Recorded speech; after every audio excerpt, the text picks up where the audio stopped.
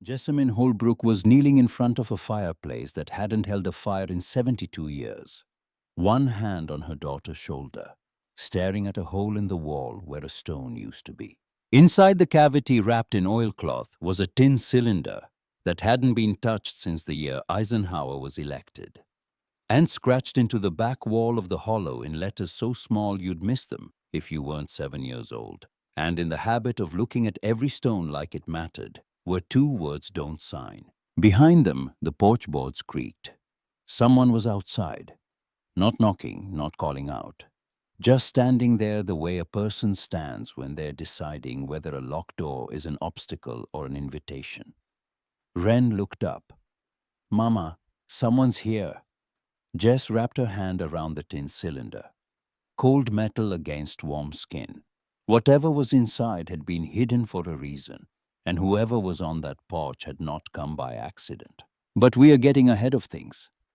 Because 3 weeks before Jessamine Holbrook knelt in front of that fireplace with her daughter's hand under hers and a dead man's warning scratched into stone, she was sitting on a plastic chair in a public library in Wheeling, West Virginia, filling out her 43rd job application on a computer that smelled like hand sanitizer and old pennies. If this is your first time here, subscribe now because this story is going to take you somewhere most people have forgotten exists, and you're going to want to be here when it does. Wren was on the floor beside her legs crossed, building something with rocks she'd collected from the library parking lot. 7 rocks arranged in a careful circle. Jess had stopped asking what she was making. The answer was always the same. A place. The library closed at 6. It was 5:47. The woman behind the desk had already looked their way twice, not unkind but pointed. The look that said, "I know you don't have anywhere to go, and I'm sorry, but I still need to lock the door." Jess clicked submit on the application. Receptionist, dental office, part-time. She'd applied for 4 today, 2 yesterday, 1 the day before that. No callbacks, not one. Somewhere between the eviction and the 4th shelter transfer, her phone number had changed twice, and her work history had a gap that stretched wide enough to drive through. She closed the browser. "Come on, Wren, time to go." Wren picked up her rocks one by one, dropped them into the little cloth bag she wore across her chest like a satchel. The bag was made from a pillowcase Jess had cut and stitched by hand 3 shelters ago. It was gray-stained at the bottom, and Wren never took it off.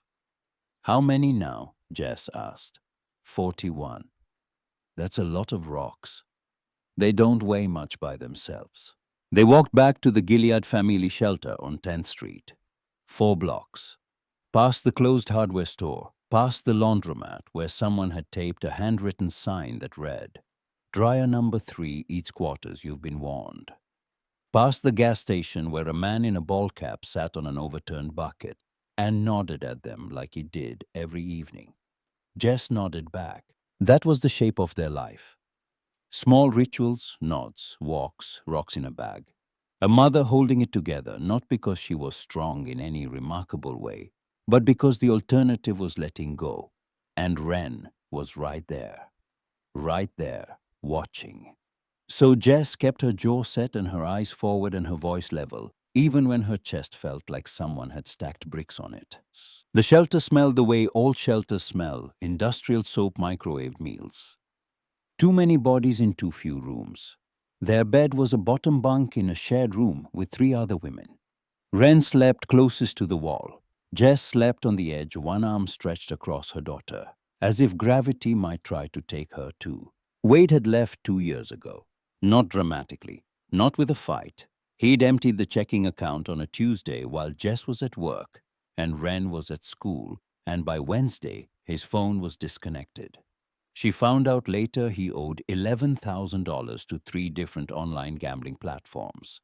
The apartment went next, then the car, then the job because she missed too many shifts trying to find stable childcare and fighting an eviction she couldn't afford a lawyer to contest. She had worked as an administrative assistant at a small law firm for 6 years. She knew how to file motions, how to read contracts, how to make a lawyer's chicken scratch handwriting, legible on a legal pad. What she didn't know was how to ask for help. She'd grown up in a family that didn't. Her father fixed his own truck. Her mother canned her own food. And when things broke, you found a way, or you did without. Jess was doing without. She'd been doing without for 4 months. Mama, yeah. Are we going to live here forever? Jess pulled the thin blanket higher over Wren's shoulder. No. Where are we going to live? I'm working on it. Wren was quiet for a long time. Long enough that Jess thought she had fallen asleep. Then softly, I don't mind where. I just want it to be the last place. Jess closed her eyes. She didn't trust herself to answer that one. The letter arrived 3 days later. Not to Jess directly, it came through the shelter's front desk addressed to Jessamine Holbrook, care of Gilead Family Services. The caseworker, a woman named Tamra with reading glasses on a beaded chain, and a voice that carried whether she wanted it to or not, handed it over during morning sign-in. This came for you. Looks legal.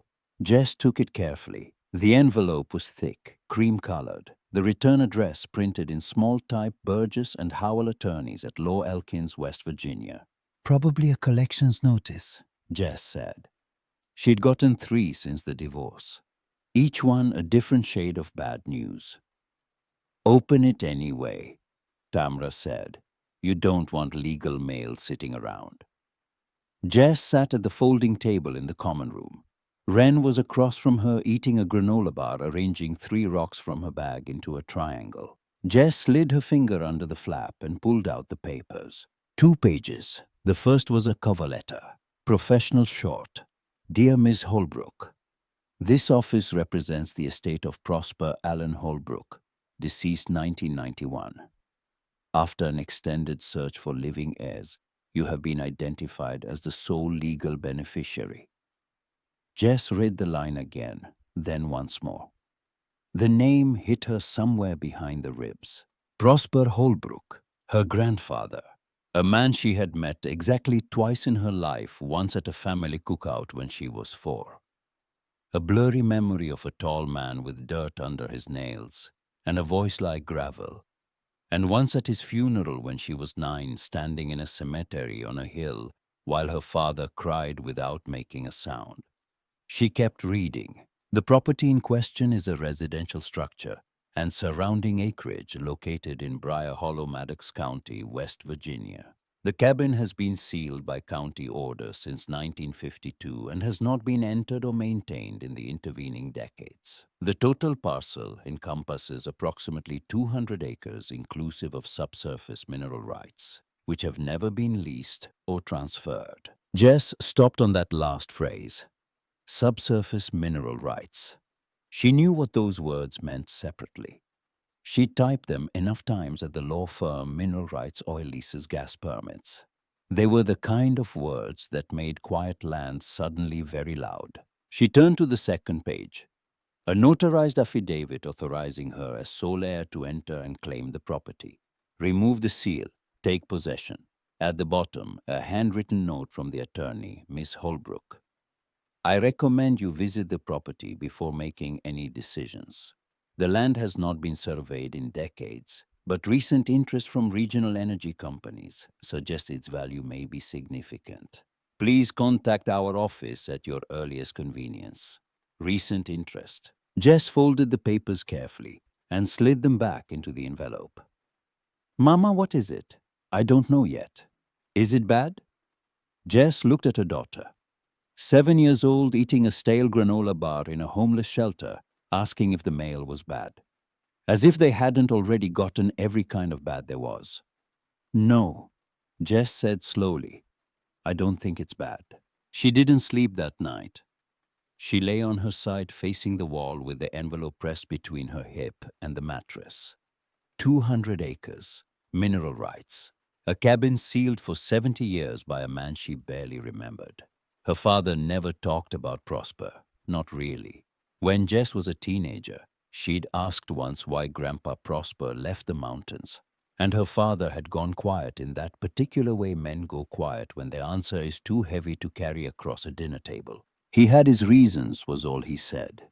Prosper had moved the family to Parkersburg in 1952, got a job at a chemical plant, never went back to the mountains, never talked about the cabin. And when he died in 1991, the will was sealed by the same law firm Burgess and Howell, with instructions not to be opened until all closer heirs had passed or could not be located. Jess's father died 8 years ago. Heart attack, 59 years old, on the floor of a Walmart garden center. No brothers, no sisters, no cousins anyone could trace. Which left Jess, the last one. 43 job applications, 41 rocks in a bag, and one envelope that said she owned a mountain. She made a phone call the next morning from the shelter's front desk phone. The attorney in Elkins was a man named Burgess, the grandson of the original Burgess, still running the same firm. He confirmed everything in the letter. Yes, the cabin was real. Yes, the acreage was real. Yes, the mineral rights were part of the deed. Has anyone else contacted you about this property? Jess asked. A pause. The kind of pause that answers a question before the words do. I'm not at liberty to discuss inquiries from third parties, Ms. Holbrook, but I'd encourage you not to sign anything without legal counsel. I am legal counsel. I was. I worked in a law office. Then you know what mineral rights are worth in coal country. She did. That was the problem. She hung up and stood by the window for a long time, watching Wren in the shelter yard, crouching next to the chain-link fence, picking gravel out of the dirt, and studying each piece before deciding whether it was worth keeping. Most weren't, but the ones that were went into the bag, and the bag never got lighter. They left on a Thursday.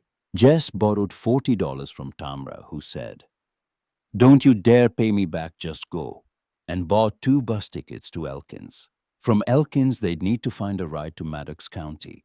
From there, it was apparently a gravel road and then a trail. "Where are we going?" Wren asked on the bus. "The mountains." "Which ones?" "The only ones your great-grandpa ever talked about." "You said he never talked about them." "Exactly." The bus climbed for 3 hours. Buildings fell away. Trees took over oak, hemlock, spruce trunks, thick and dark and pressed together, like they were keeping secrets from the road. The sky changed color. Not just darker, deeper, bluer. The kind of blue that only happens when there's nothing between you and the atmosphere but clean air and elevation. Wren pressed her forehead to the window. It looks like the world stopped. Jess watched the mountains rise around them. She hadn't been in country like this since she was a child visiting a great-aunt somewhere in Pocahontas County. The land felt older here. Not old like buildings are old like patience. Like the ground had been waiting and didn't mind waiting longer. They got off at the last stop in Elkins. From there, a man at the gas station with a camouflage jacket and a truck that smelled like dog gave them a ride partway up Route 15 toward Maddox County. He didn't ask why they were going. People in the mountains didn't ask. He dropped them where the gravel started and said, "Holler if you need a ride back down. I'm usually here Tuesdays and Fridays." Then it was walking. 3 miles past an old bridge, left at a fallen pine so large its root system stood upright like a wall of dirt and stone.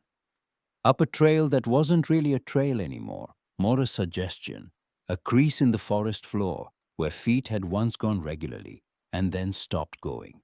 Wren walked behind Jess, watching the ground. Every few minutes she'd crouch, pick something up, examine it, and either pocket it or put it back. Jess didn't rush her. There was nothing to rush toward. Either the cabin was there or it wasn't. Either it was livable or it was a pile of rot. Either way, they had nowhere else to go. The quiet up here was different from anything Jess had experienced. Not silence. Silence implies the absence of sound. This was presence. The trees breathing. Water running somewhere below them, invisible. Birds she couldn't name making sounds she couldn't place. And underneath all of it, the low hum of the mountain itself, the way the ground seemed to vibrate faintly, as if something enormous was sleeping just beneath the surface. "Mama!" Jess stopped. Wren was pointing ahead through a gap in the trees, a clearing. And in the clearing, a structure, small, wooden, sitting on a flat patch of ground with a stone chimney rising from one end, and a porch along the front that sagged slightly but still held. The cabin. Jess felt her legs go strange underneath her. Not weak exactly, more like they suddenly remembered how tired they were. She'd been carrying the weight of the past 2 years in her body, and now standing at the edge of a clearing on a mountain in West Virginia, looking at a building she'd inherited from a ghost, her knees decided to have an opinion about it. She steadied herself against a tree. The cabin was intact. That was the first surprise. The roof had moss on it, thick and green, but it wasn't caved in. The walls were dark with age, but solid. The windows were boarded with planks that had grayed to the color of ash. And across the front door, bolted to the frame, was a metal plate. They stepped closer. The plate was rusted at the edges but readable, stamped in raised letters, sealed by order of Maddox County, November 1952. Wren reached out and touched it. What does sealed mean? It means no one's been allowed to open it. For how long? Jess did the math in her head. 72 years. Wren looked at the door like it was a living thing. That's a long time to keep a door closed. It was. And standing there, Jess wanted to know why. Not just the legal reason, the real reason. Why does a man walk away from his own cabin, seal it shut, and never come back? What was he protecting? Or what was he hiding from? She walked the perimeter slowly. The back wall, the side with the chimney, the other side where a small window had been boarded from the inside. Everything looked untouched, preserved by altitude and isolation, and the fact that nobody in 70 years had cared enough to climb up here and break in. Except Jess stopped. On the front door frame, just below the metal plate, there were marks, scratches, thin lines in the wood where something flat and metal, a pry bar maybe, had been wedged and worked. The marks weren't fresh. The wood inside them had darkened, maybe a year old, maybe two, but they were there. Someone had tried to open this door before her. They'd failed. The seal was still intact, the plate still bolted, but they tried. And they hadn't gone through the county. They hadn't waited for legal permission. They'd come with a tool in the middle of nowhere and tried to force their way in. Jess ran her finger over the marks. Her stomach turned cold. She looked out at the clearing, the trees, the trail they'd come up. No footprints but theirs, no sound but the wind and the water below. She pulled the notarized document from her backpack, the one that authorized her as legal heir to remove the seal. Her hands were steady when she read it. They were less steady when she put it back. From the bottom of the backpack, she pulled a wrench and a flathead screwdriver she had taken from the shelter's maintenance closet the night before. The bolts on the seal were old, rusted, nearly solid. She set the wrench and pushed. Nothing. She pushed harder, leaning her weight into it, feeling the rust resist. And then, with a sound like a branch snapping, give. The first bolt came loose. She caught it in her palm, heavy, orange with corrosion. The second bolt was worse. It took 5 minutes of steady pressure, the wrench slipping twice, her knuckles scraping against the metal plate. Wren stood behind her, holding the flashlight, even though it was still daylight, because holding things was how Wren helped. The second bolt dropped. The plate loosened. Jess gripped it with both hands and lowered it carefully to the porch floor. For 72 years, that piece of metal had kept this door sealed. Now it sat on the ground, and the door was just a door. The handle was iron, cold even in the late afternoon. Jess wrapped her fingers around it and paused. "You scared, Mama?" Jess looked down at Wren. Same question from the same kind of voice, not anxious, just curious, like asking what was for dinner.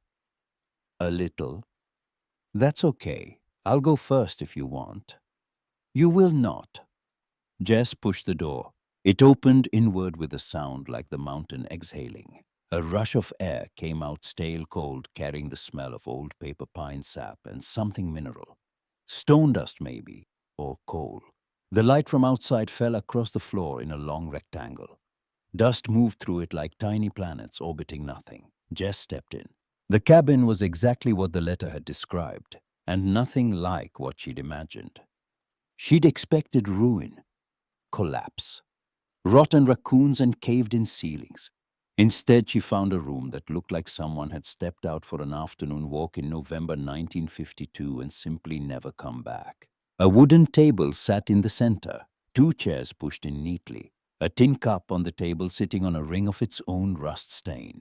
A coat hung on a hook by the door, heavy wool dark, the kind of coat a man wore into a mine shaft. A bookshelf along one wall held a row of books, spines cracked but readable.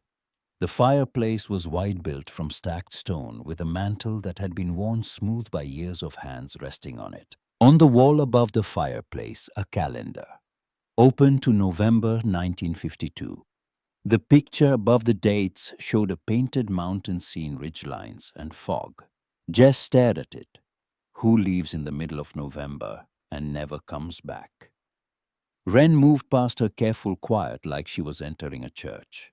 She walked to the window and pressed her face against the boards, trying to see out through the cracks. "It smells like Grandpa's garage," she said. Then quieter, "I mean, how I imagine a grandpa's garage would smell." Jess's chest did something she didn't have a name for. She moved through the cabin slowly. A small kitchen area with cast iron pots on hooks. A cabinet with glass jars sealed, labeled in neat handwriting. Beans, rice, dried apples. The labels had yellowed, but the jars were intact, the seals unbroken. The bedroom was through a narrow doorway, a bed made. Clothes folded on a wooden chair. Work boots by the door, laces still tied. And on the nightstand, a framed photograph. Jess picked it up. A man, tall, dark-haired, standing in front of the same cabin with the same porch and the same stone chimney behind him. He wore work clothes. His hands hung at his sides like they were used to holding things heavier than air. His face was serious but not unkind. The face of a man who said what he meant and didn't waste words on what he didn't. Prosper Holbrook, her grandfather. She turned the photograph over. On the back in pencil, two words: "Don't sign." Jess held the photograph for a long time. She carried it back to the main room and set it on the table, leaning it against the tin cup.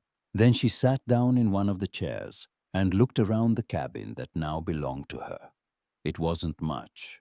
One room, a kitchen, a bedroom, a stone fireplace. No electricity, no running water, no insulation she could see. The kind of place that would be brutal in winter and barely comfortable in summer. But it was hers. The first thing that had been hers, truly legally, inarguably hers in 2 years. Maybe longer, maybe ever. Wren was crouching by the fireplace, studying the stones. She reached into the gap between two of them and pulled out a small black rock. "Mama, look." She held it up, dark, dense, with a faint shine along one edge where it had been broken. Coal. A chip of coal wedged between the fireplace stones, like someone had pressed it in there on purpose. Or like it had been there so long it became part of the wall. "Can I keep it?" "Yeah, you can keep it." Wren dropped it into her bag. 42 now. Jess stood and walked back to the main table. She wanted to look at the bookshelf, the jars, the cabinet in the corner.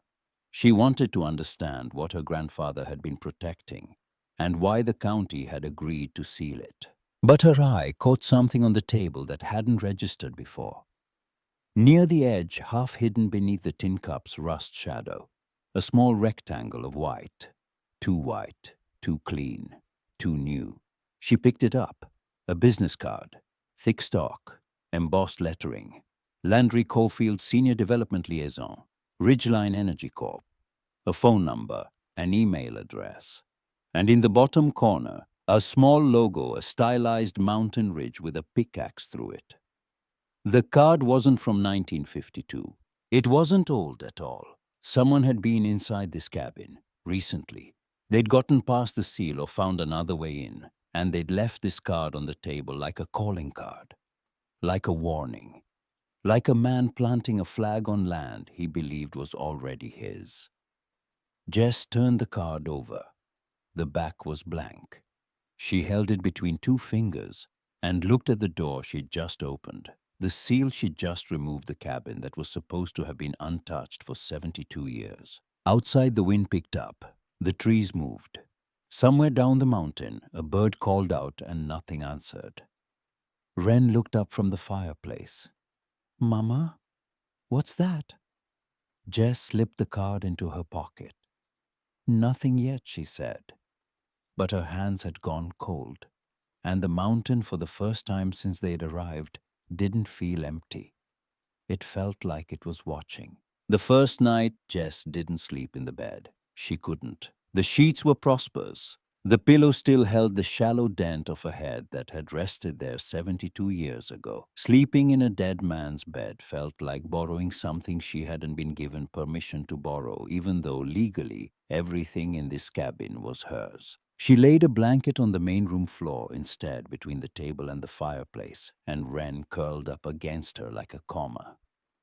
The cabin ticked and settled around them in the dark, wood expanding, contracting, the chimney pulling drafts of mountain air down through its throat and exhaling them into the room in cold, thin streams that smelled like rain and iron. Wren fell asleep in minutes. Children can do that. Walk 3 miles up a mountain, discover a sealed cabin, hold a piece of coal in their hands for the first time, and still fall asleep like someone flipping a switch. Jess lay awake. The business card was in her jacket pocket, folded once. She didn't take it out. She didn't need to. The name was already burned into her Landry Caulfield Ridgeline Energy Corp. And so was the question it carried. How had it gotten onto the table? The seal had been intact when she arrived. The bolts hadn't been tampered with. The pry marks on the frame were old and they hadn't worked. So either someone had found another way in a window, a loose board, a gap she hadn't found yet, or the card had been placed before the cabin was sealed. But the card was modern, glossy, the kind of stock a print shop would run off last quarter. Neither answer made sense. Both made her stomach tight. She closed her eyes and listened to the mountain breathe and told herself that tomorrow she'd figure out what to do. Tomorrow she'd make a plan. Tonight she just had to get to morning. Morning came with fog, not the kind that burns off by 9. This was Appalachian fog, thick, low gray-white, wrapping around the cabin like gauze around a wound. Jess opened the front door and couldn't see past the porch railing. The trees were shapes.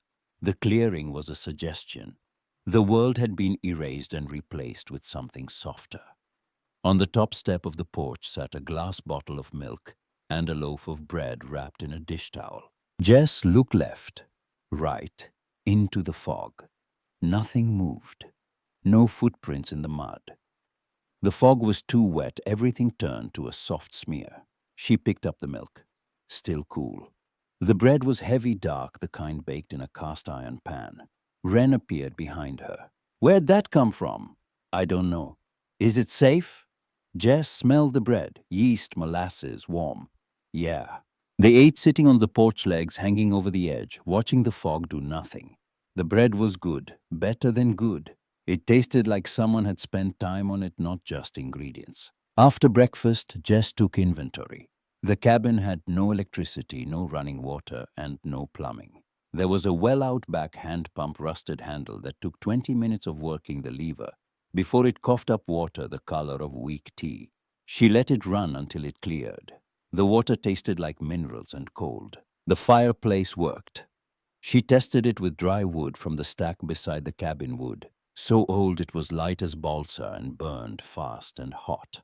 The chimney drew well. Within an hour, the main room went from cellar cold to almost comfortable. She cleaned. Not because the cabin was dirty, it was remarkably preserved, but because cleaning was something she could control. She swept the floor with a broom she found in the corner, its bristles stiff as wire. She wiped the table, the bookshelf, the kitchen counter. She opened the cabinet jars one by one and smelled them. The beans were dust. The rice had turned to powder. The dried apples were hard as wood chips. 72 years in glass. She emptied them outside and washed the jars at the pump. And for a moment, hands-wet jars lined up on the porch railing, catching what little light came through the fog. She felt something she hadn't felt in a long time. Not happiness, not yet. More like the absence of falling, like she'd been dropping for months and had finally hit ground, and the ground was holding. The second morning, milk and bread again. Same spot, same towel. Jess was awake this time, had been since before dawn, but she hadn't heard anyone approach. Whoever it was moved like fog. She looked up the slope behind the cabin. Through the trees, maybe a quarter-mile above, a thin line of smoke rose from somewhere she couldn't see. A chimney. A neighbor. After Wren ate, Jess told her to stay on the porch and climb the slope. The trail was barely there. Deer path maybe, or a route worn decades ago by feet that no longer walked it. The trees closed in. Hemlock branches brushed her shoulders. The ground was spongy with moss and old needles. The house appeared gradually, not all at once like the cabin had, but in pieces. A stone wall, a tin roof, a fence made of stacked rocks. Then the whole thing, a small angular house built into the hillside, as if someone had pushed it into the mountain, and the mountain had accepted it. Smoke rose from a pipe chimney. A rocking chair sat on the porch, empty, moving slightly. Jess climbed the last few feet and stopped at the fence. She didn't open the gate. That felt like a line you don't cross uninvited. Hello? Nothing. I'm staying in the cabin below. I wanted to say thank you for the bread. A curtain moved in the front window. Then stillness. My name is Jess Holbrook, Prosper's granddaughter. The front door opened, not wide, just enough for a voice to come through. I know whose you are. The voice was old, female, sharp as a sawtooth. I didn't leave that bread for you. I left it for the child. Okay, thank you. She loved it. Course she did. I've been baking that bread since before your mother was born. Can I ask your name? A pause long enough to park a truck in. Opal, Skaggs, and you can ask, but that doesn't mean I'll keep answering. The door closed, not slammed placed, like setting a book down on a table. Jess stood at the fence for a moment, then turned and walked back down the hill.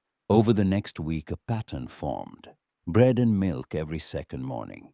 Opal never appeared. Jess never climbed the hill again. The offerings felt like a conversation conducted entirely in food. I see you. I'm not ready to talk, but I'm not going to let you starve. Jess spent the days making the cabin livable. She patched the worst gaps in the walls with mud and moss, the way she'd seen in a library book about pioneer construction. She dragged deadfall from the clearing for firewood. She rigged a clothesline between two trees. She made a list of supplies she'd need from town, and another list of things she could do without. Wren helped in her own way, carrying rocks from the creek to line the path to the outhouse, sorting the books on the shelf by size, scrubbing the glass jars with creek sand until they were almost clear. She talked to herself while she worked, narrating her actions like a nature documentary. And now the girl places the largest rock at the corner. This will keep the path from washing away during rain. Jess listened and kept working, and sometimes smiled with her back turned, so Wren wouldn't see and ask why. On the 9th day, Jess sat at the table after Wren was asleep and opened the journal she'd found in the top drawer of the nightstand. She'd been avoiding it, not out of fear exactly, more out of respect. The journal was the most personal thing in the cabin, more intimate than the photograph or the coat on the hook or the boots by the bedroom door. It was Prosper's voice, the only version of it she'd ever hear. And she wanted to be ready. The cover was leather cracked along the spine, but still holding. Inside, the handwriting was small, tight, slanted forward like it was in a hurry to get off the page. No dates on the first few entries, just observations. Fix the pump handle. Frost came early. Doe and 2 fawns at the salt lick. Creek running high. Then the entry shifted. Dates appeared. September 1950. Man from the company came again. Second time this month. Brought papers. Said the lease would pay more in a year than the land earns in 10. I told him the land doesn't earn. It holds. October 1950. 3 families in the hollow signed. Dawson's, Ricketts, Compton's. Company says they'll have a road through by spring. I asked what happens to the creek when they blast. He said the creek will be fine. He didn't look at me when he said it. January 1951. H. Caulfield came himself this time. Not a company man, the owner. Drove up in a car that cost more than every house in the hollow put together. Sat on my porch and talked for an hour about opportunity and progress, and how the mountains were going to change whether I liked it or not. I let him talk. When he finished, I said no. He smiled, the kind of smile that doesn't have anything to do with being happy. Jess turned the pages slowly. The entries grew shorter, harder. March 1951. Compton's well went dry. Nobody can explain it. The company says it's coincidence. June 1951. They offered twice what the land is worth. I said what I said before. No. August 1951. H sent a lawyer this time. Brought a transfer document for the mineral rights. Separate from the land. I could keep the cabin, keep the acreage. Just sign over what's underneath. I read every line. The clause on page 4 gives them rights to any access road they need, any water source within the parcel, and waives liability for damage to structures. Signing the minerals means losing everything on top of them. I told the lawyer I wasn't interested. He left the document on my table. I burned it in the fireplace. November 1951. They want what's under the mountain. They don't care what's on top of it. Jess stopped reading. She sat back in the chair and looked at the fireplace where her grandfather had burned a document that would have signed away everything his family owned above and below the ground. She turned to the final entries. September 1952. Made copies of the deed and the survey. Originals stay here. If they can't find the papers, they can't claim I agreed. Because I didn't. November 1952. Sealed the cabin today. County man owed me a favor from the war. He didn't ask why. I told him it was a matter of preservation. He stamped the order, and that was that. The last entry. November 14th, 1952. Moving the family to Parkersburg tomorrow. Not because they won, because I won't give them the chance to make me lose. The papers are safe. The cabin is sealed. Someday someone will come back here and find them. I hope they understand what they're holding. And I hope they're stubborn enough not to sign. Jess closed the journal. Her eyes burned. Not from sadness, from recognition. She knew that stubbornness. It was in her blood.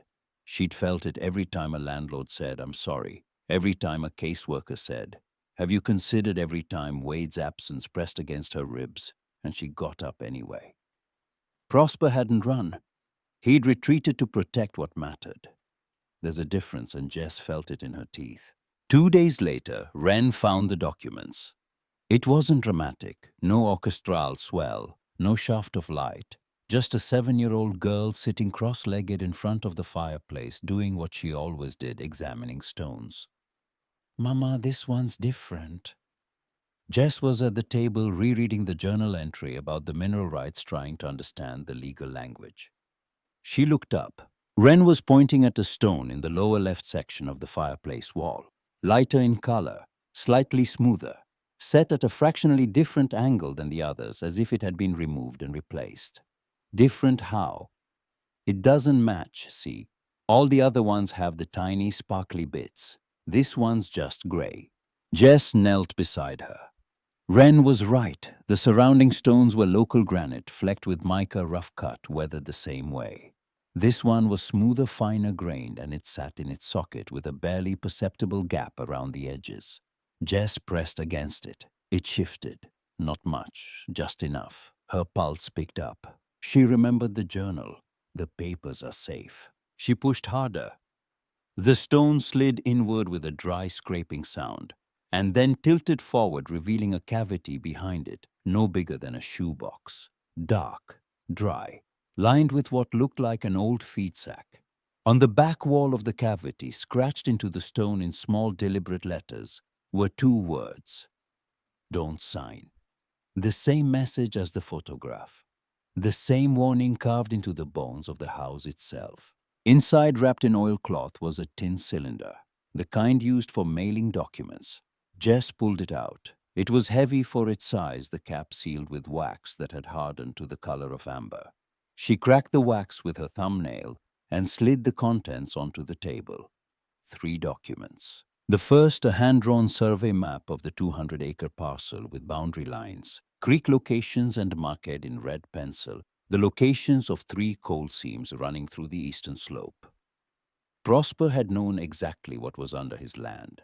The second, the original property deed dated 1903, granting full ownership surface and subsurface to Amos Holbrook Prosper's father. Unbroken chain of title. The third made Jess stop breathing. A mineral rights transfer agreement. Pre-printed form from Coalfield Coal and Mineral Company. Dated March 1951. Every line filled in, every term specified. Transfer of all subsurface rights for the parcel in exchange for $4,200 and continued surface access. The signature liner at the bottom was blank. Not crossed out, not refused, just blank. The document was complete, witnessed on the company side by 2 men whose names Jess didn't recognize, notarized by a county clerk. Ready to execute. All it needed was one name. Prosper Holbrook had never written it. Jess spread the 3 documents across the table and sat with them for a long time. The deed, the map, the unsigned transfer. 72 years inside a fireplace wall behind a stone that didn't match, waiting for someone stubborn enough to come looking. Wren leaned over the table. Are those important? Yeah, baby, these are important. What do they say? Jess looked at her daughter. They say your great-grandpa never gave up. 2 days later, Jess walked to town. Briar Hollow was 4 miles down the mountain. A cluster of buildings along a 2-lane road that had once been the center of a coal community and was now mostly the memory of one. A post office. A church with a marquee that read, "God is patient, are you?" A volunteer fire station. And Combs General Store, which sold everything from canned goods to fishing line to motor oil, and whose owner, a man named Grady Combs, had apparently been behind the counter since the invention of the counter. Jess pushed open the screen door. A bell rang. The store smelled like sawdust coffee and the particular mustiness of a building that has never been fully heated or fully cooled. Grady Combs stood behind the register, 60, maybe 65. Wire-rimmed glasses, flannel shirt tucked into work pants. He looked at Jess. The way people in small towns look at strangers, not hostile, not warm, just measuring. Deciding what category to put you in. Help you. I need lamp oil, matches, dried beans, and whatever canned food you'd recommend for someone who doesn't have a stove. He studied her. You the one up at the Holbrook cabin. Word traveled fast in places with no cell service. Faster, probably. I am. Heard somebody finally opened it up. Somebody did. He pulled items from the shelves without hurrying, set them on the counter in a neat row. That cabin's been sealed since before I was born. My daddy used to say Prosper Holbrook was the stubbornest man in Maddox County. Sounds right. Daddy meant it as a compliment. Jess paid with a $20 bill, one of the last from Tamra's loan, and Grady made change, slowly counting coins into her palm. He paused on the last quarter. You had any visitors up there? Jess met his eyes. Why? Because about a year ago, a man in a real clean truck came through asking about that parcel. Wanted to know if anyone had been up there. Wanted to know about access roads. I told him I didn't know anything about it. He placed the quarter in her hand. I was lying, of course, but he didn't need to know that. Jess picked up her bag. Did he leave a name? Left a card. Same company's been poking around these mountains for 3 years now. Ridgeline something. Ridgeline Energy. Grady's eyes sharpened slightly behind the glasses. You know them. I'm getting to? She was halfway to the door when Grady said, Miss Holbrook? She turned. Your grandpa was a good man, quiet but good. Whatever's up in that cabin, it's yours. Don't let anybody tell you different. Jess nodded. She didn't trust her voice to do more than that. The walk back up the mountain took longer with supplies. Wren met her at the trailhead, bag of rocks across her chest, cheeks red from the cold. Someone came. Jess stopped. What? A man in a truck. He walked up the trail, but I was in the trees, so he didn't see me. He stood on the porch for a while. He tried the door, but it was locked. Then he walked around the cabin and looked through the cracks in the window boards. Then he left. Jess knelt to Wren's level. What did he look like? Clean. His shoes were really clean. They climbed the rest of the trail in silence. The cabin was undisturbed. The door locked, the documents still hidden where Jess had moved them, not in the fireplace anymore, but inside one of the clean glass jars sealed, tucked behind the others on the shelf. Hidden in plain sight, but taped to the front door, was a folded piece of paper. Jess peeled it off, typed, not handwritten. A letter on Ridgeline Energy letterhead.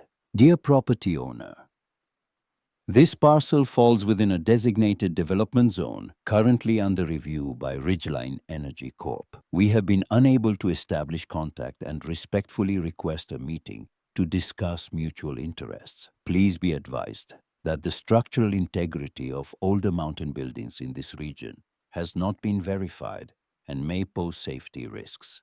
We recommend a professional assessment at our expense. Contact Landry Caulfield, Senior Development Liaison. Jess read it twice. The word safety sat in the middle of the letter like a thumbtack in a handshake. She folded the letter and put it in the jar with the other documents. 3 days passed. Then Landry Caulfield came in person. Jess heard the engine first, out of place on a mountain where the only sounds were water, wind, and Wren's running commentary on whatever rock she was currently evaluating. An engine meant a road Jess hadn't found, or a vehicle willing to push through terrain it wasn't built for. He appeared at the edge of the clearing on foot, the truck parked somewhere below, out of sight. Tall, gray at the temples. A canvas jacket that looked expensive and intentionally rugged, the kind of jacket a man buys to look like he belongs outdoors when he doesn't. His boots were hiking boots, but the soles were barely scuffed. Wren saw him first. She was sitting on the porch steps, sorting stones by color. She didn't move. Just watched him the way she watched everything, quietly, completely. He stopped at the edge of the clearing. Good afternoon. I'm looking for the owner of this property. Jess stepped out of the cabin. You found her. Landry Caulfield, Ridgeline Energy. He smiled, practiced. A smile built for conference rooms and county meetings. I left a letter a few days ago. I got it. I hope I didn't alarm you. We just want to make sure you're safe up here. These older structures can be unpredictable. The structure's fine. So are we. He took a few steps closer, not aggressive, measured. His eyes moved across the cabin the way a buyer's eyes move across a house at an open inspection, assessing, not admiring. This is a beautiful piece of land. Your grandfather clearly loved it. He did. I understand he sealed the cabin before he left. That's quite a story. It is. Caulfield waited for more. Jess didn't give it. Silence was a tool she'd learned at the law firm. The partner she'd worked for used to say that the first person to fill a silence loses. Caulfield filled it. We've been working with several landowners in this area. There's significant mineral potential in these ridgelines. Coal seams mostly, but the geological surveys suggest other deposits as well. We're proposing a development project that would bring jobs, infrastructure, revenue to Maddox County. And you need access to this parcel. We'd like to discuss it. Then discuss it. Another pause. His smile thinned slightly. The mineral rights for this area were part of a broader agreement your grandfather was involved in decades ago. Your records indicate an unsigned document. The shift in his face was small, a flicker behind the eyes like a card player realizing the other person can see the deck. He recovered fast. There are multiple forms of agreement, Miss Holbrook. Written, oral, implied by conduct. And there's one form that matters in West Virginia property law, signed and recorded. You don't have either. Caulfield studied her. For the first time, the smile dropped. What replaced it wasn't anger. It was recalculation. The look of a man who'd expected a scared woman in a falling-down cabin and found something else entirely. You've done your homework. I used to work in a law office. Then you know these things can get complicated. They can, but this one isn't. He reached into his jacket and produced a card, the same card she had found on the table. Same embossed logo, same mountain with a pickaxe through it. He held it out. She didn't take it. If you change your mind, he said, I won't. He looked at Wren on the porch, then back at Jess. These mountains can be hard on a family, Miss Holbrook, especially in winter, especially alone. I'll manage. I hope so. He turned and walked back toward the trees. At the edge of the clearing, he stopped half-turned. This isn't a one-time offer. We'll be in touch. He disappeared into the woods. A minute later, the engine started faded, and the mountain took the silence back. Wren hadn't moved from the steps. She held a piece of white quartz in her palm, turning it over. He wasn't nice, was he, Mama? He was polite. That's not the same thing. No, it's not. The next morning, Jess packed the documents. The deed, the map, the unsigned transfer into her backpack wrapped in the oilcloth, sealed in a plastic bag she'd saved from the shelter. She told Wren to stay with the bread that had appeared on the porch. Opal steady as a clock and walked 4 miles to Briar Hollow. The Maddox County Records Office was a single room on the 2nd floor of the courthouse, staffed by a woman named Faye who wore bifocals on a chain and typed with 2 fingers like each key owed her money. Jess laid the deed on the counter. I need to verify the ownership status of this parcel. Faye looked at the document, looked at Jess, looked at the document again. She adjusted her glasses and read the property description, slowly mouthing the words. This is the Holbrook parcel up on Pine Ridge. Yes, Faye typed. The computer hummed. The clock on the wall ticked.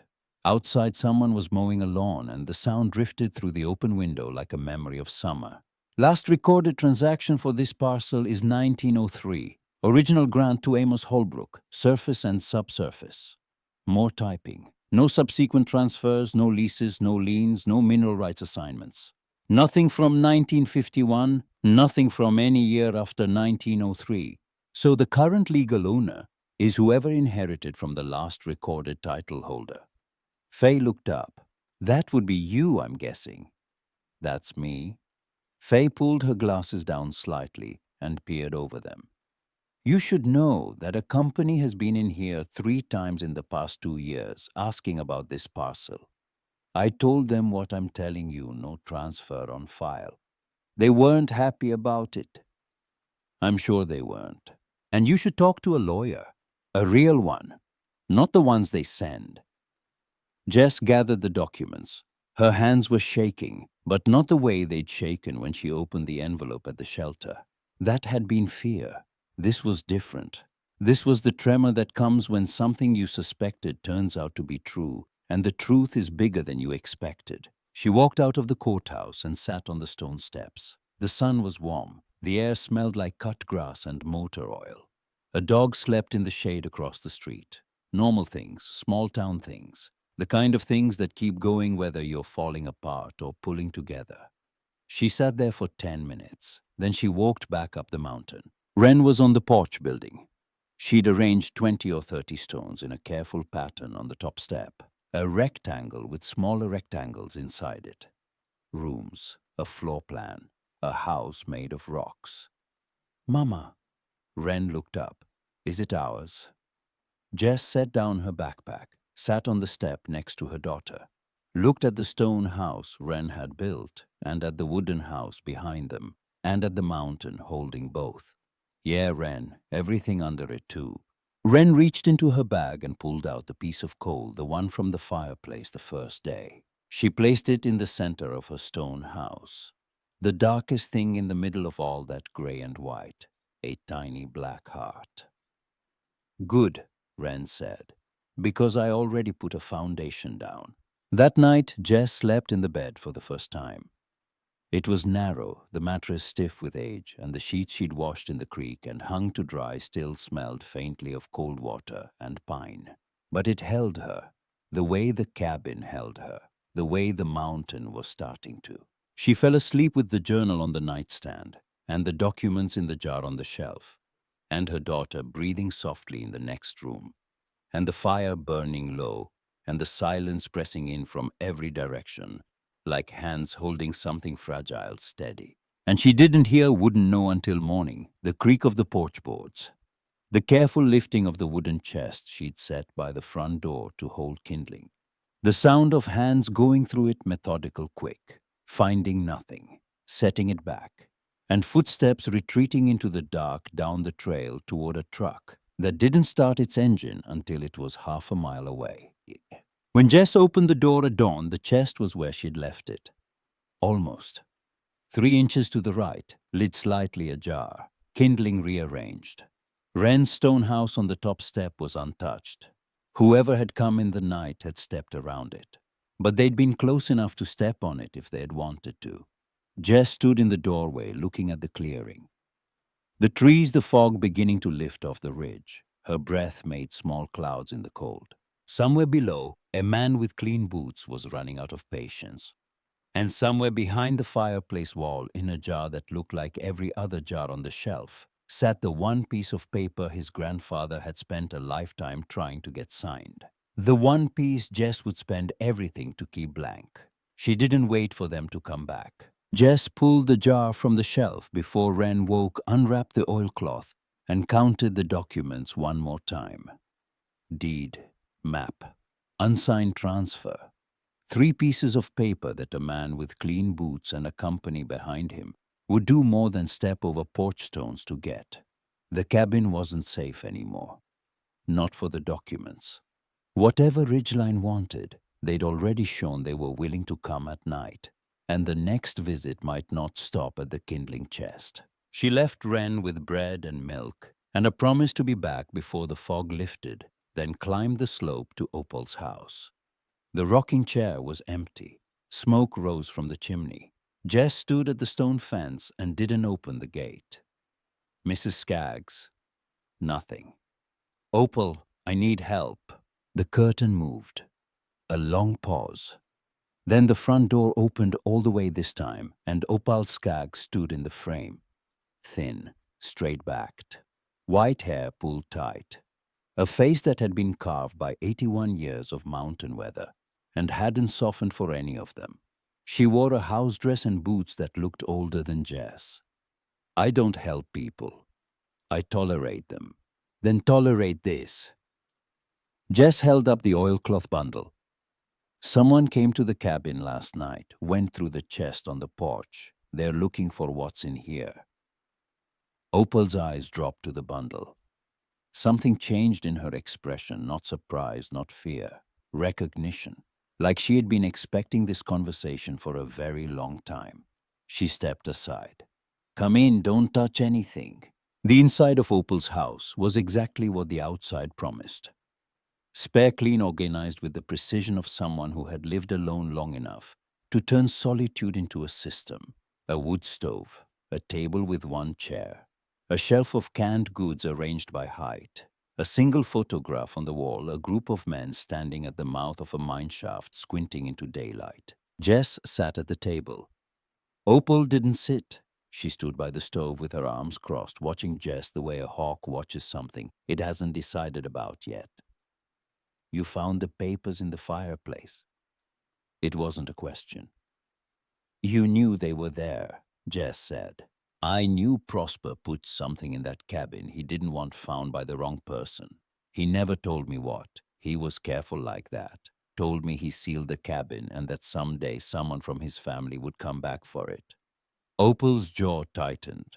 I waited 34 years. Nobody came. I figured nobody would. Nobody had reason to. My father didn't know about the property. Or if he did, he never said. Your father left West Virginia at 17 and didn't look back. Can't blame him. Wasn't much left to look at. Jess unwrapped the oilcloth and spread the documents on Opal's table. The old woman leaned forward, reading without touching. Mineral rights, Opal said quietly. That's what it was always about. H. Caulfield in the journal. That's the grandfather. Harrison Caulfield started Caulfield Coal and Mineral in 1938, bought up mineral rights across 3 counties during the war, when everyone was too busy or too broke to read what they were signing. Every family in this hollow sold to him, every family except one. Prosper. Prosper read every line. Prosper said no. Opal straightened, and Harrison Caulfield spent the next 2 years trying to change that no into a yes. When he couldn't, Prosper sealed the cabin and left. Not because he was afraid, because he knew that if he stayed, they'd find a way to get those papers, forge his signature, lose the deed in a courthouse fire, whatever it took. He didn't run, Jess said. No, he retreated. There's a difference. Opal looked at her hard. Retreating means you plan to come back, or you plan for someone else to. Jess pushed the documents toward the center of the table. Can I leave these here? Opal was quiet for a moment. Then she walked to the wood stove, opened a compartment built into the stone base, a bread oven, all deep invisible unless you knew it was there, and pulled out a tin box. This stove was here before I was born. Nobody knows about the box but me. She placed the documents inside, closed the compartment, set a cast-iron pot on top of it. Now, she said, go back to your girl. Jess went, and for the first time since the night visitor, her shoulders dropped half an inch. 11 days passed. Then Landry Caulfield came back. And this time, he wasn't alone. Jess was splitting kindling at the side of the cabin when she heard 2 sets of footsteps on the trail. Different weights, different rhythms. One she recognized measured deliberate the walk of a man who'd been here before. The other was lighter, faster the walk of someone used to pavement. They emerged from the trees together. Caulfield in the same canvas jacket. Beside him, a man in a navy blazer carrying a leather briefcase that had never touched dirt before today. Lawyer. Jess could spot them across a parking lot. Something about the way they held their shoulders, the way their eyes went to paper before they went to people. Miss Holbrook. Caulfield stopped at the edge of the clearing. Professional distance. This is Gerald Vance. He's with our legal team. Jess set the hatchet down, didn't put it away. Mr. Vance? Vance nodded. No smile. He opened the briefcase and produced a folder. Ms. Holbrook, I'll be direct. Ridgeline Energy holds documentation indicating that Prosper Holbrook entered into a verbal agreement in 1951 to transfer mineral rights for this parcel to Caulfield Coal and the Mineral Company. This agreement was witnessed by 2 individuals and is consistent with the terms of a written draft that was prepared at the time. A written draft that was never signed. Oral agreements can be binding in West Virginia under certain circumstances. Not for real property transfers. Not under the statute of frauds, you know that. Vance paused. Caulfield's jaw shifted slightly. The witnesses, Vance began, are dead, I'd imagine, since it was 1951. Their affidavits were recorded. Recorded where because the county has no transfer on file. I checked. Another pause. Longer. Vance looked at Caulfield. Caulfield looked at Jess. The clearing was very quiet. A bird called somewhere in the canopy once, twice, and stopped. Ms. Holbrook, Caulfield said, and for the first time his voice dropped the professional polish. Underneath it was something flatter, harder. My family built this county. The roads, the schools, the clinic in town. Everything here exists because Caulfield Coal invested in it. Your grandfather was offered a fair deal, a generous deal. He chose to be difficult. He chose to say no. and now you're making the same choice. I'm exercising a legal right. You're living in a 70-year-old cabin with no running water and a 7-year-old child. Is that what exercising a legal right looks like to you? The air between them went cold. Jess felt her hands tighten at her sides. Not because the words stung, they did in the place behind her sternum, where she kept every failure, every eviction, every night in a shelter. But because he'd said them in front of the tree line where Wren played every afternoon. Where Wren might be right now quiet in the way she got quiet when adults stopped being polite. We're done here. We're not. Then send it through a lawyer, a real court, with real documents. And bring a signed agreement, Mr. Caulfield, because a blank signature line is just expensive paper. Caulfield stared at her for a long moment. Then he turned to Vance. Let's go. They walked back into the trees. Vance's briefcase caught on a branch. He jerked it free. Caulfield didn't look back. Jess stood in the clearing until the engine sound faded and the mountain swallowed the silence whole. Then she sat on the porch step and pressed her palms flat against the wood and breathed until her heartbeat stopped echoing in her skull. Wren came out of the trees. She'd been behind the woodpile, listening. She didn't say anything. She sat next to Jess and pulled a stone from her bag, flat oval, the color of creek water, and placed it on the step between them. Jess picked it up, smooth, cool, heavy for its size. "What's this one called?" she asked. "I haven't named it yet," Wren said. "I was saving it for when you needed it." 3 days later, Grady Combs walked up the mountain. Jess heard him before she saw him breathing hard, stopping every few minutes to rest.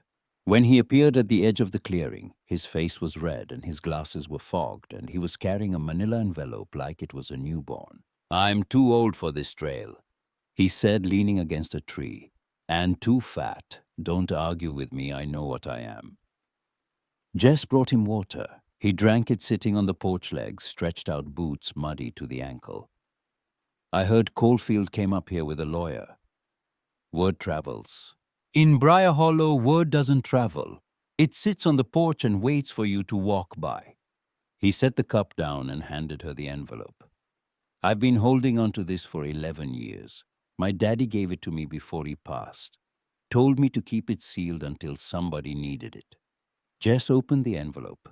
Inside was a single document, handwritten, notarized, dated 2008. A sworn statement from Grady's father, Emmett Combs. She read it standing up. "I, Emmett Leroy Combs, being of sound mind, do hereby state the following. In 1951, I was approached by Harrison Caulfield and asked to serve as a witness to a verbal agreement between Caulfield Coal and Mineral Company and Prosper Holbrook regarding the transfer of mineral rights on the Holbrook parcel, Pine Ridge, Maddox County. I refused. No such agreement was made in my presence. No document was signed in my presence. I was offered compensation to state otherwise. I declined. Prosper Holbrook never agreed to any transfer. I know this because I was his friend, and because he told me in his own words standing on his own porch, I will not sign away what's underneath my family's feet.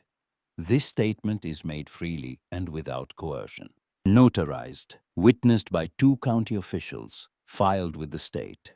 Jess lowered the paper. Her eyes were wet and she didn't care. Your father was a stubborn old man, same as yours, same as Prosper. Grady took his glasses off and cleaned them on his flannel. They tried to get Daddy to lie. He wouldn't. And when Prosper left, Daddy kept quiet because there was nothing to fight. The cabin was sealed. The coalfields moved on to other mountains, and everybody forgot about Pine Ridge. Until now. Until now. Because the coal's still there, and the coalfields are still the coalfields. Jess held the statement like it was made of glass. This changes everything. I know. Grady put his glasses back on. That's why Daddy kept it. And that's why I walked up this mountain on 2 bad knees to give it to you. He stood groaning. Now, if you'll excuse me, I'm going to walk back down and pretend I'm not in considerable pain. Grady. He turned. Thank you. He waved a hand. Don't thank me. Thank my daddy. And thank yours. And thank the old man who wouldn't sign. Jess filed the documents with the county the next morning. All of them. The original deed, the unsigned transfer, and Emmett Combs's sworn statement. Faye at the records office looked at the stack and then looked at Jess over her bifocals and said very quietly, good. The formal meeting was held in the county courthouse 2 weeks later. A conference room with fluorescent lights, a long table and windows that looked out onto a parking lot. Jess sat on one side with a legal aid attorney from Elkins, a young woman named Darrow, who had driven 3 hours on 2 days' notice because she'd read the documents and said on the phone, I'm not missing this. Caulfield sat on the other side with Vance and 2 men Jess had never seen. Suits, watches, the posture of people used to winning. Darrow laid out the case in 20 minutes. Unbroken chain of title from 1903, no signed transfer, no recorded lease, no valid oral agreement. A sworn statement from the only living witness's son backed by a notarized document, explicitly denying the existence of any deal, Vance argued. Precedent, industry norms, implied consent through decades of inaction. Darrow didn't raise her voice. Inaction isn't consent, Mr. Vance. A sealed cabin isn't abandonment. And a blank signature line isn't an agreement. The room went quiet. Jess reached into her jacket pocket and placed something on the table. Small, dark, irregular. The piece of coal Wren had pulled from the fireplace wall the first day in the cabin. She didn't explain it, didn't need to. Caulfield stared at it like it was a grenade with the pin pulled. A piece of what was under the mountain sitting on a conference table under fluorescent light belonging to the woman across from him. Vance closed his folder, leaned over to Caulfield, whispered. Caulfield's face went through something Jess had seen before, in Landlords in Creditors in Wade's face, the one time she'd said, I know about the accounts. The face of someone realizing the story they'd been telling themselves wasn't going to hold.